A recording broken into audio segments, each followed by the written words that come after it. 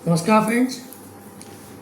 आज के इस वीडियो में हम income tax appellate tribunal Delhi के एक बहुत ही महत्वपूर्ण निर्णय के बारे में चर्चा करने वाले हैं।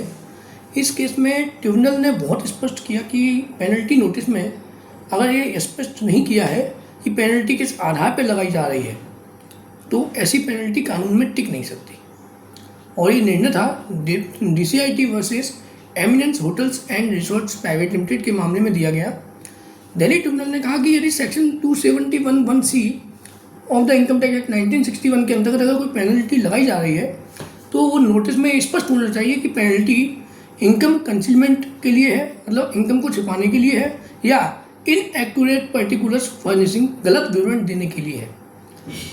यदि नोटिस में ये स्पष्ट नहीं है कि तो पूरी पेनल्टी प्रोसीडिंग ही इनवैलिड हो सकती है। ये केस बहुत इंपॉर्टेंट है और बहुत ही अच्छा केस है कि अगर आपने नोटिस में ये नहीं बताया कि हम पेनल्टी किस बात की लगा रहे हैं तो पूरा का पूरा पेनल्टी प्रोसीडिंग ही इनवैलिड हो जाएगी। आइए इस केस को विस्तार से समझते हैं। इस मामले में इनकम टैक्स डिपार्टमेंट ने अपीलेट ट्रिब्यूनल दिल्ली के समक्ष 3 अपीलें दायर की। ये अपीलें असेसमेंट ईयर 13-14, 14-15 और 15-16 से संबंधित थी। ईओ ने असेसी कंपनी पर सेक्शन 271(1)(c) में पेनल्टी लगाई थी और पेनल्टी की राशि काफ़ी बड़ी थी। 2.87 crore assessment year 13-14, 3.18 crore assessment year 14-15 और 3.94 करोड़ 15-16। डिपार्टमेंट का आरोप था कि असेसी ने रेंटल इनकम अपने हाथों में डिक्लेयर नहीं की है, लेकिन CIT अपील ने पेनल्टी को डिलीट कर दिया।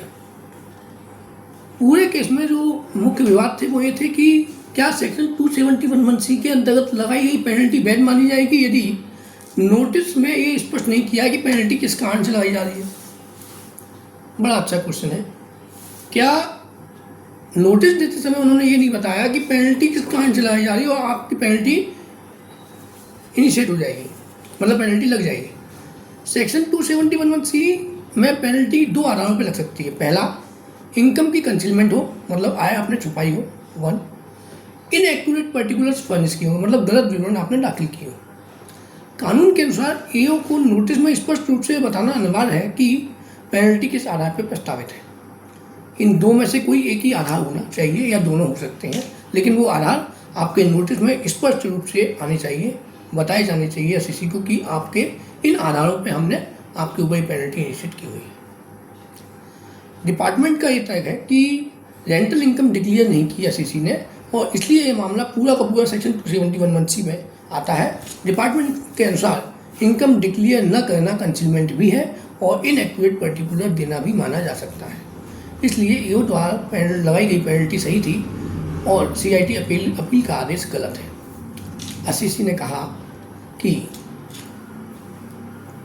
Section 274 of the income tax act 1961 के तहत जो नोटिस सोकोल्ड नोटिस जारी किया है उसमें यह स्पष्ट नहीं है कि पेनल्टी किस कारण से प्रस्तावित है। नोटिस में यह भी नहीं बताया गया कि पेनल्टी कंसीलमेंट के लिए लगाई गई है या पेनल्टी इनएक्यूरेट पर्टिकुलर गलत विवरण दाखिल करने के लिए लगाई गई है। इस प्रकार का अस्पष्ट नोटिस नेचुरल जस्टिस के सिद्धांतों का उल्लंघन करता है, violation of the natural justice है। इसलिए पूरी पेनल्टी प्रोसीडिंग ही अवैध है। ट्रिब्यूनल IT18 ने पेनल्टी नोटिस का अवलोकन किया और ट्रिब्यूनल ने यह पाया कि असेसिंग ऑफिसर ने नोटिस में इररिलेवेंट लिंब को स्ट्राइक आउट नहीं किया था। अर्थात इस कारण से नोटिस से यह स्पष्ट नहीं हो रहा है कि पेनल्टी किस आधार पर लगाई जा रही है। ट्रिब्यूनल का कहना है कि ऐसा नोटिस कानून की दृष्टि में डिफेक्टिव नोटिस है और डिफेक्टिव नोटिस के केस में जहाँ पर आपने ये भी नहीं बताया कि हम कंसीलमेंट या इनएक्यूरेट पर्टिकुलर किस वजह से आपके ऊपर ही पेनल्टी लगाने जा रहे हैं तो आपका पूरा का पूरा प्रोसीडिंग, पेनल्टी प्रोसीडिंग इनवैलिड होनी चाहिए। ट्रिब्यूनल ने कुछ हाईकोर्ट के डिसीजन का भी उल्लेख किया, जिसमें Gopal Kumar Goyal versus PCIT Delhi high court में कहा कि पेनल्टी नोटिस में स्पेसिफिक चार्ज का उल्लेख करना अत्यंत अनिवार्य है। Sahara life insurance company limited versus PCIT Delhi high court में हाईकोर्ट ने कहा वैग्यू नोटिस असेसी को उचित अवसर नहीं देता है। मतलब नोटिस जो है वो आपका प्रॉपर रीजनिंग और स्पष्ट रीजनिंग के साथ होना चाहिए। किस रीज़न से आपने ये पेनल्टी लगाई है वो बताना चाहिए। अगर आपने नहीं बताया है तो वो नोटिस आपका वैल्यू नोटिस है और उसमें उचित अवसर मिलना चाहिए।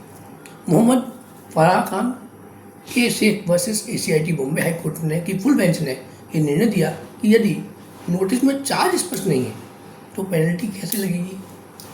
अर्थात किसी भी नोटिस में जिस चार्ज के आधार पर वो नोटिस दिया गया या वो नोटिस जिस संबंध में दिया गया उसका स्पष्ट उल्लेख होना अनिवार्य है।